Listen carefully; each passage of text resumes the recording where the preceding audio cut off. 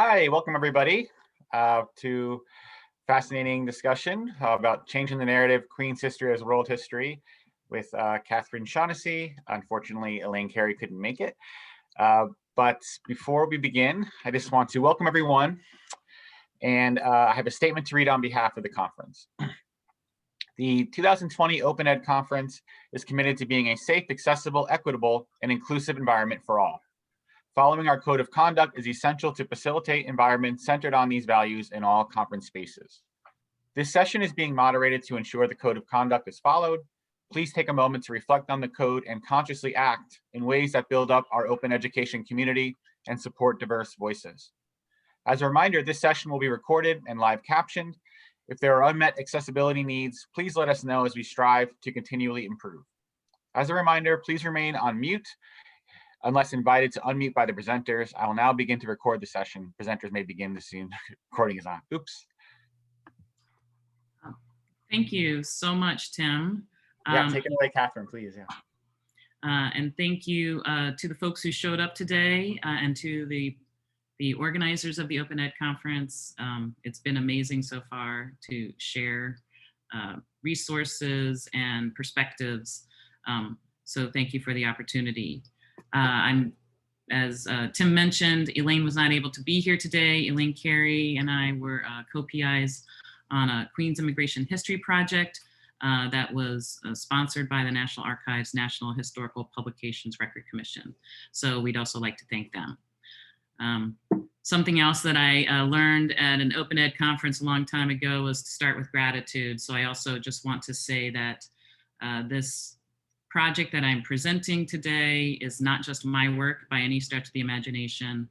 So I'd like to thank in advance many of the teachers, the NHPRC folks, especially Dr. Barber, our colleagues, including faculty, staff, and graduate students at St. John's, various colleagues from history education, our library associations, the hidden work that goes on in galleries and libraries, and to you, my open community colleagues, for your optimism and critical lens and respectful dialogue. So this project really started with Elaine as the chair of the history department at St. John's, and I was a librarian. I still am at St. John's. She has moved on to Purdue. But the idea was that she was teaching world history in Queens, New York, which is a very diverse area of the nation. And in teaching world history, she was trying to help students kind of understand historical thinking, including concepts of periodization, which for the most part, periodization in history courses as they're taught in America are looked at from a US perspective. And she wanted to teach them about the global perspective of periodization, in addition to thinking about complexity and causality. And she wanted to help the students kind of consider how to be a historian, look at a story and look for ways that it might be able to be verified and sourced.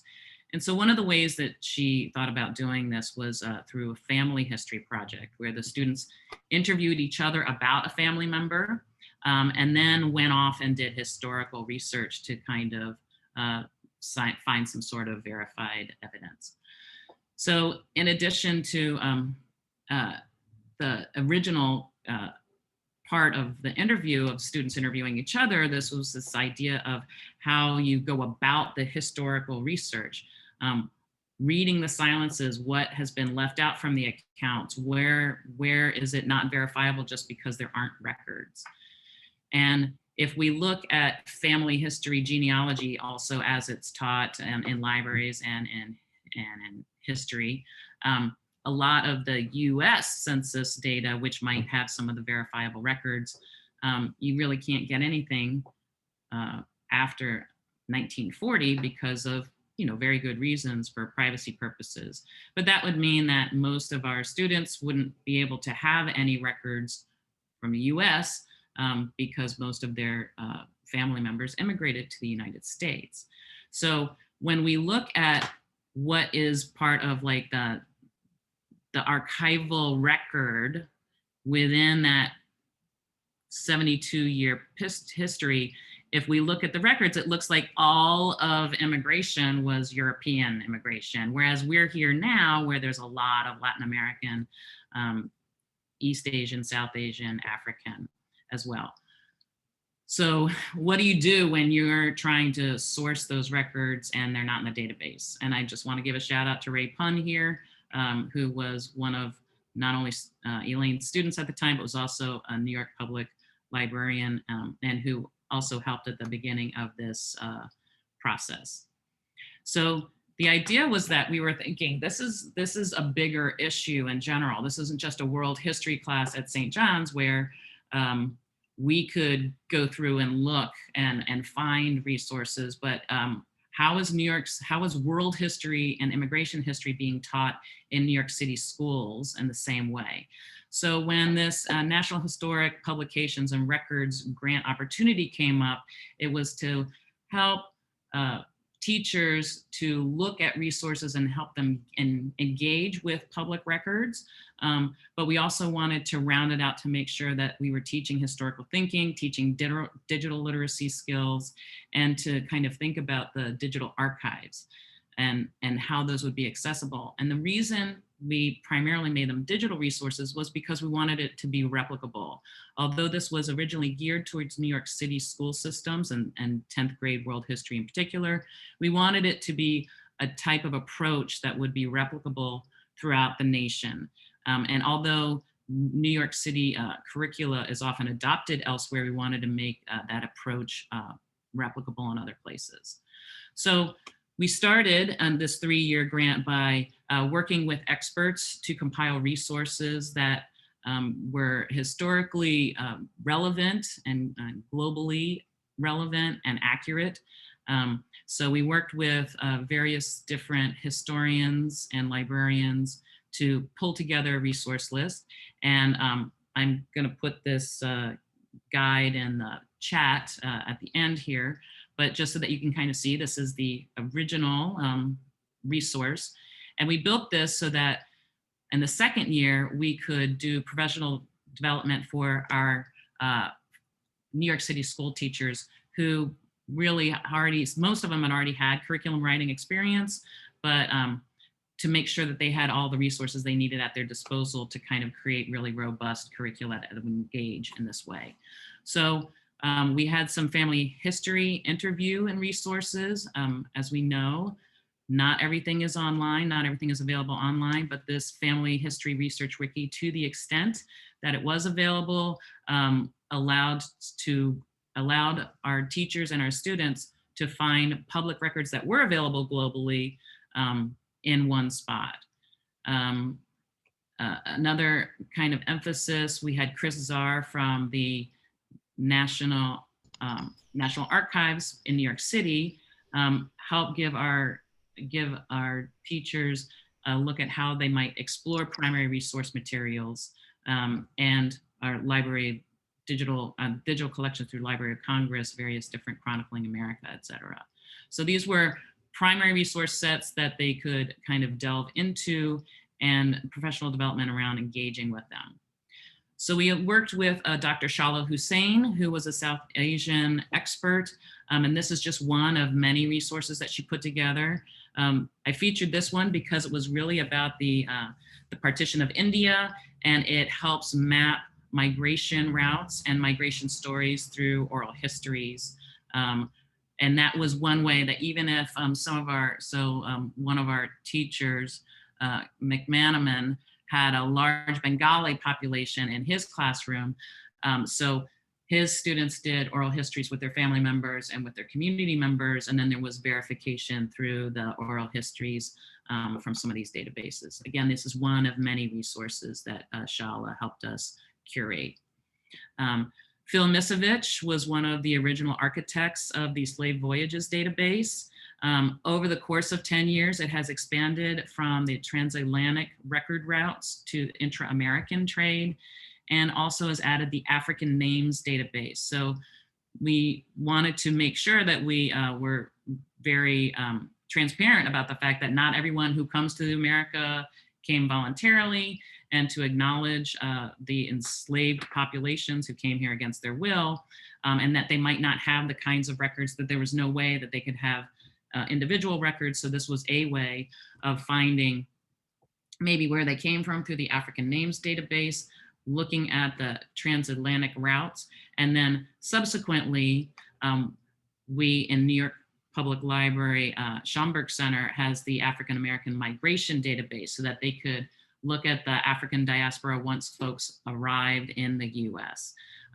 So with that in mind, we also addressed East Asian influx. And again, this is just a interactive timeline, but Janie Chow brought together a number of resources, including another names database and how you do genealogical research through names database. Janie has traced her genealogy for like hundreds of years. She's amazing. Elaine herself is an historian of Latin America. And so this was another resource where a lot of digital resources, most freely available, to the extent that something was not, if it was behind a wall, it was not a paywall, it was a academic credentials wall. So this was another kind of methodology where we would say, you know, sometimes as a teacher, you might be able to get access to resources that are not openly available to the public, but that you could then help make available to your students. So there's a lot of free stuff on LANIC, but if you are a teacher or if you are helping teachers, please know that they can, like this and also Threefold and Ancestry, if you ask for a teacher account, they'll let you have one. Andy Mink from the National Humanities Center, God bless him, he started out with telling us about ChronoZoom, which was this amazing tool. But as we know, when you're dealing with free software, sometimes it doesn't get funding anymore. So we taught the first cohort ChronoZoom. They were super excited about it. And the idea was that as students kind of gathered their data, they might present it in a way that would make it openly available to future generations who were trying to do this kind of research. So ChronoZoom went under, but we did end up using a couple other things. In second cohort, he did a session on geoliteracy and how to think geographically about historical events. So mapping the global experience was an opportunity that our faculty had to use ArcGIS, but we also put in Google mapping in order to make sure that students who didn't have access to ArcGIS would also have the same opportunities. From a global perspective, we also wanted them to investigate into international newspapers and international resources. So in addition to newspapers, global open access journals, so that the students could do some research about the historical pushes and pulls that brought people to the US, but to look at it from the perspective of researchers and scholars from their countries of origin. We also did a little bit on Google News archival search as well. So one of the other collaborators with us and advisors was Frankie Abbott from DPLA.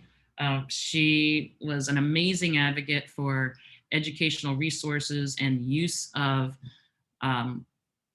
digital public records in a way that made them findable. So the DPLA project was great because it pulled metadata not only from the National Archives and made the National Archives records a little easier to find, especially for a 10th grader, but it also pulled from all the various different local, all the way down to the like the local historical societies. So what was really nice about this, and we talked a bit about this before, sometimes if you have an influx of a population, a refugee population, the local historical society is going to capture that in a way that, you know, the state gallery might not.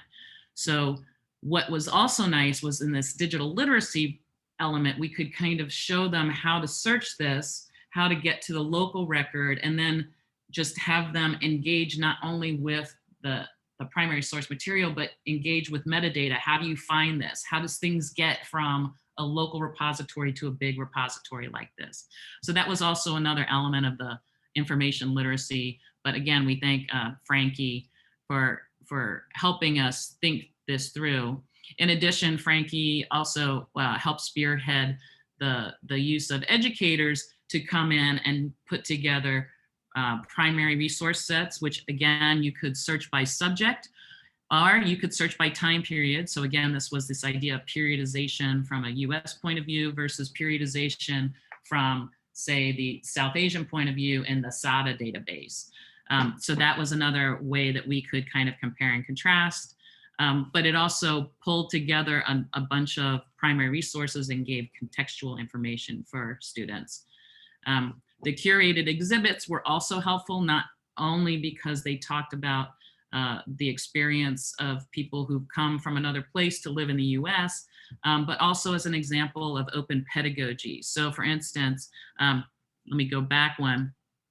Many of these primary resource sets materials were done by LAS students and graduate and history graduate students, in addition to scholars.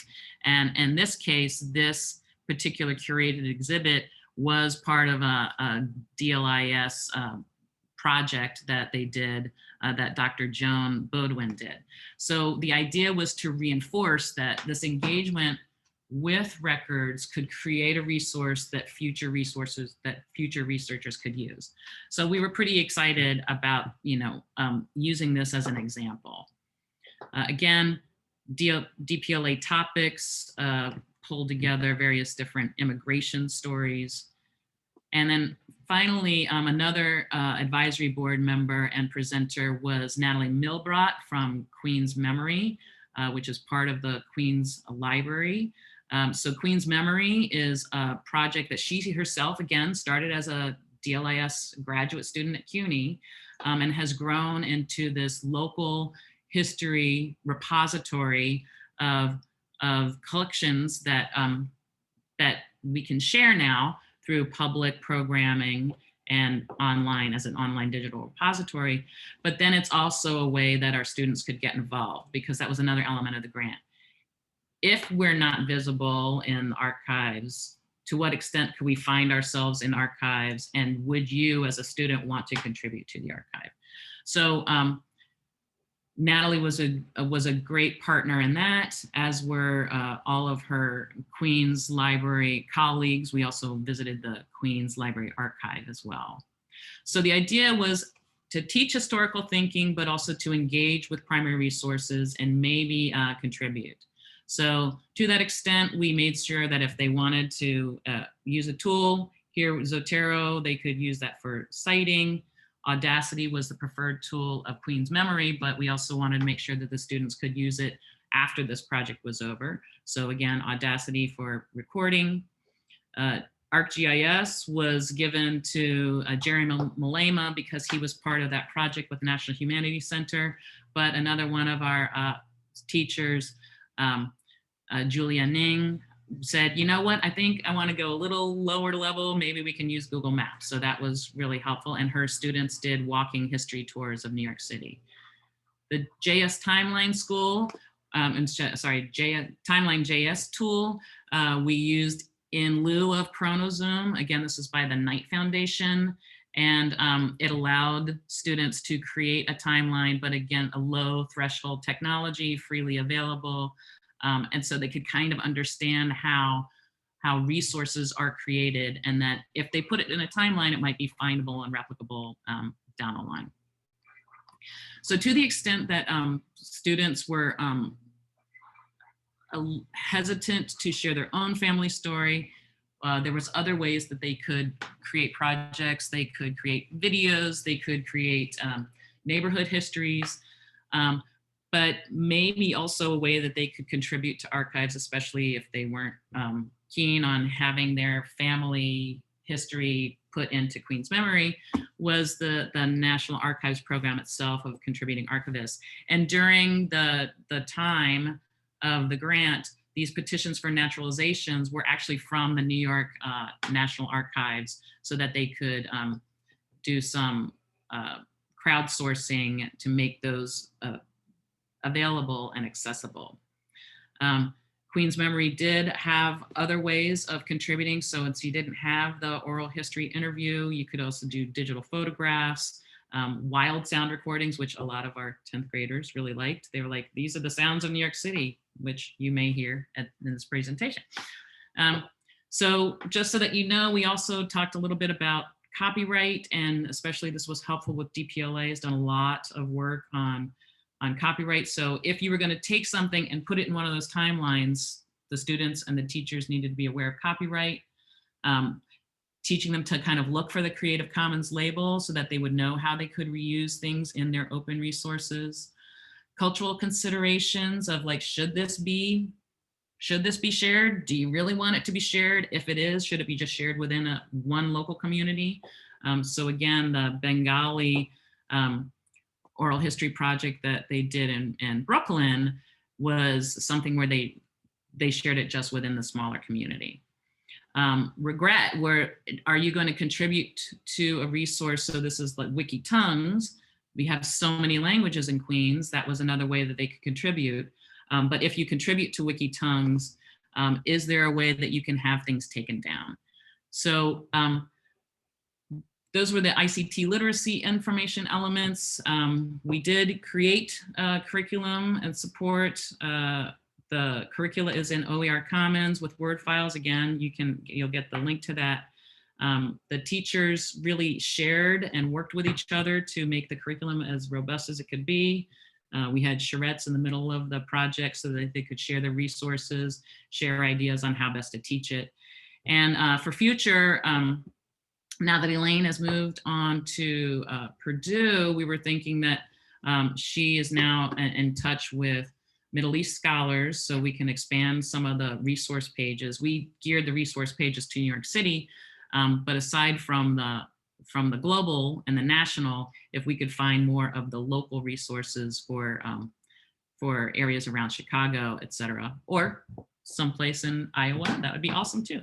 So I just wanted to give a shout out one more time to the teachers. These are the folks who created the curriculum, and these are our contact information and the NHPRC guide, which I'm happy to share right now in the chat section. So I'm gonna stop sharing my screen for a second, and I'll put that in the chat. So I wanted to make sure that folks know that I have not been looking at the chat. So Tim, if there are questions, or if I think we're small enough that if folks wanted to unmute themselves, they could ask. Yeah, thank you so much, Catherine. That was just what an amazing project, touching on so many things: digital literacy, public history. You know, I mean, I'm really amazed, and I really hope that this project can be expanded across the world as your dream of. There's only one real comment. Madeline asked if you could share a link. Yes. So to the slides, if you have them. I don't have them up yet because I was doing the alt text on some of the, you know, even though they're screen captures, I don't consider them decorative, but I will have them up by the end of the day. Awesome. So the NHPRC guide is in the chat. The last tab of the NHPRC guide is the teacher created assignments. That's also in the chat. And our contact information I'll put into the chat as well. Hi, could I ask a question? Hi, I'm Sheila McNeil. I'm joining you from Glasgow in Scotland. Thank you so much, Catherine. That was just an amazing project. Thank you so much for sharing that. I was just wondering, have you done any kind of evaluation with the students? And, you know, are there any things that they particularly liked, or, you know, like were the things that really kind of got their interest, and just a general feel for how the students took to this? It sounds like something I would have loved to have done when I was at school, but that was an awfully long time ago. So we were very fortunate. We have the teachers who were involved did get feedback, and they also presented at AHA, the History Association, and the National Council for Social Studies. And they said overwhelmingly that the students who did the family history project really learned a lot about their own family history, and to be able to connect that with push and pull factors of global history made a real difference. A number of our teachers, because they, they are teachers who know that experiential learning is really a really deep kind of learning. They said that the ones that they allowed to make videos that express what they learned, or in one case, one of the students created a video game. They were like, I've not ever been able to do this as a project in other areas. And sometimes it's because of time, and sometimes because of pressure, and sometimes it's because of technology.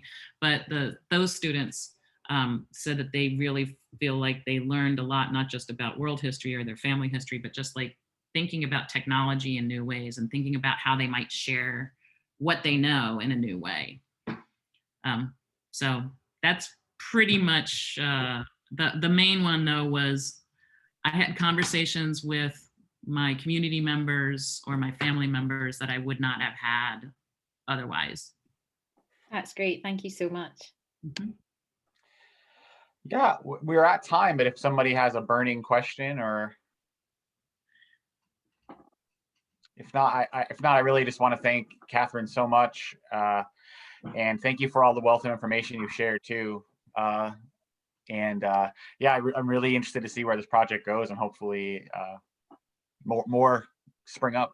Well, again, feel free to reach out. We are happy to expand. The official grant is over, but we consider this a labor of love, and to the extent that it can be adapted other places, we're happy to work with folks. So please reach out. Awesome. Thanks a lot, Catherine. Thank you. Yeah, enjoy the next session, everybody. Okay, bye-bye. Bye. Thank you, Tim. Oh, definitely. Yeah, thank you so much. Too. I'm really fascinated with this. Yeah, I can't wait to dig into it and look. All right. Well, I look forward to being in touch. Great.